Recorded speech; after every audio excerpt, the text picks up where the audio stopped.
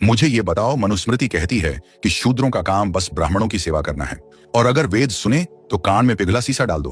क्या ये भगवान की वाणी है? वो सब पुराने जमाने की बातें थीं। अब तो ऐसा कुछ नहीं होता।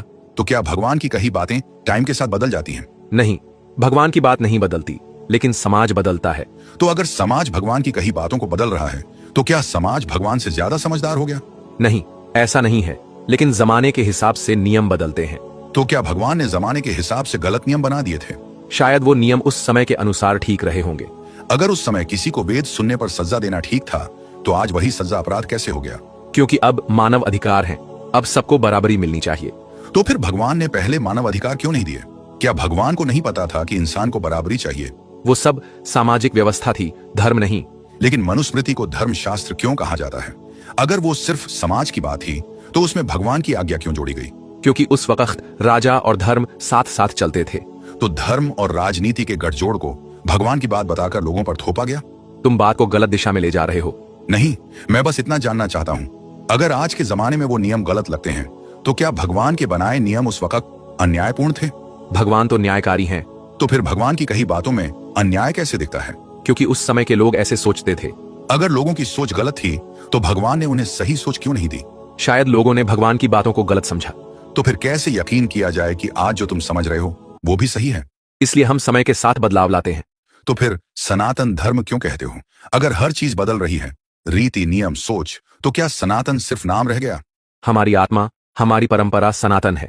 परंपरा अगर कभी शूद्र को नीच मानती थी, सती प्रथा को धर्म मानती थी और औरतों को स्वतंत्रता से वंचित रखती थी, तो क्या वो परंपरा सनातन कहलाने लायक है? हर परंपरा में बुराइयां रही हैं, समय के साथ उन्हें सुधारा गया है। तो क्या सुधार की जरूरत भगवान की कही बातों को भी होती है?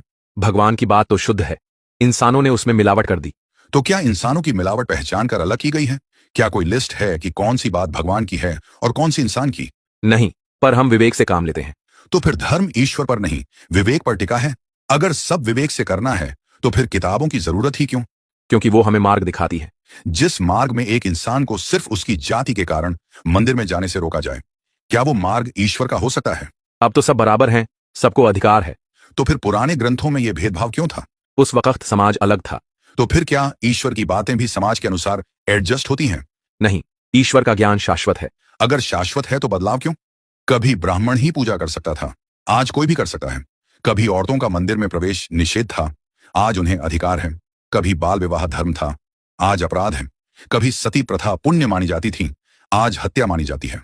तो बताओ, कौन सा धर्म सही है, पहले वाला या अब वाला?